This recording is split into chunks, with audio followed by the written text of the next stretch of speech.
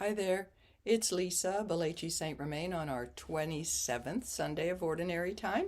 Our first reading is from the book of the prophet Isaiah, and this reading is about a vineyard, um, and it's about a story about a vineyard, and it's to get the listeners to say, "Ooh, that's not right," and that's the same thing that happens here in our gospel. Um, a story that Jesus tells about the vineyard to get people to say that's not right, and then they're really the ones in the wrong, right? Okay, so first reading and gospel go together. So this is interesting. I love it. Let me now sing of my friend. So there are times when I used to do work in a high school that kids would come and they say, "So I have this friend, da da da da da," and they would tell the story and say, "So it's really about you or about your friend?" So I really know what I'm dealing with here, and it would be about them, right? So this is Isaiah talking about my friend God in this first section, and then he is the voice. His voice is God's voice in this second section. And then again, we go to Isaiah the friend in the very last. Okay, so your voice may change a little bit here.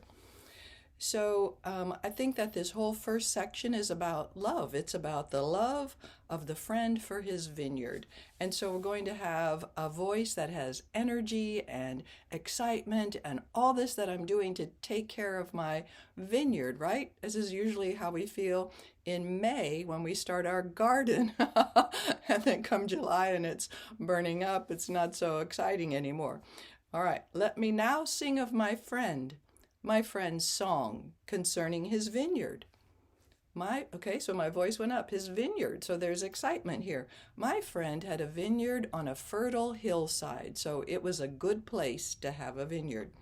He spaded it. Oh, let me just pause and say our Lector book calls this spaded.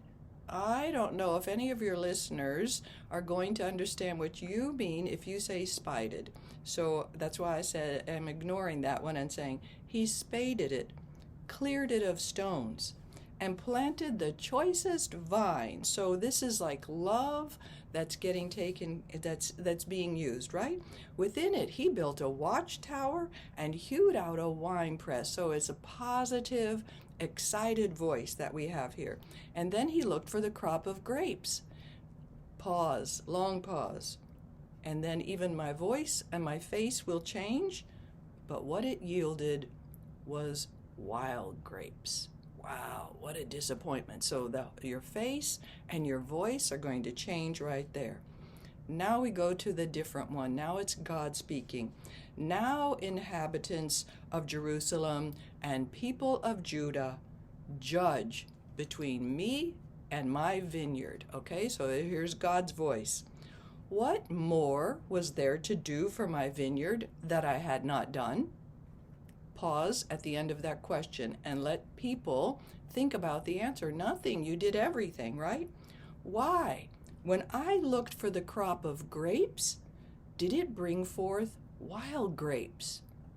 Again, a longer pause, longer than normal, so that people will think, oh yeah, that's not right, okay?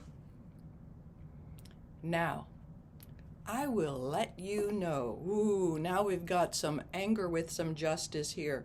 I will let you know what I mean to do with my vineyard. Here's number one, take away its hedge. Number two, give it to grazing. So I'm going to look at different places. These are short phrases. Take away its hedge. Look there while you say the whole thing. Come back over here. Tell these people, give it to grazing. Come back over here. Break through its wall. Come back. Let it be trampled. Say the whole line, the whole phrase, that is while you're making eye contact. Yes, I will make it a ruin. It shall not be pruned or hoed. The whole thing while you're looking at people, but overgrown with thorns and briars. I will command the clouds not to send rain upon it. This is God speaking, and God's got the power, right? Claiming the power.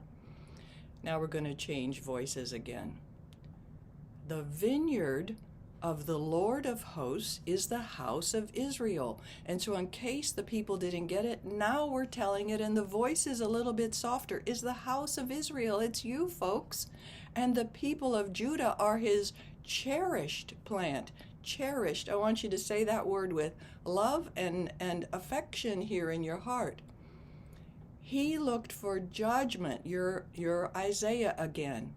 He looked for judgment, but see, bloodshed. For justice. Do the right thing, Israel. For justice. But hark, the outcry from the people who are missing their leaders, right? Who are missing leadership and care. What injustice is going on? Okay. Something that the people had the ability to do and chose not to. That's the problem. Okay? All right. So a lot of voice changes in there. Keep it slow. All these different things that are done for love, all the different things that will be done for consequence. Take your time. God bless.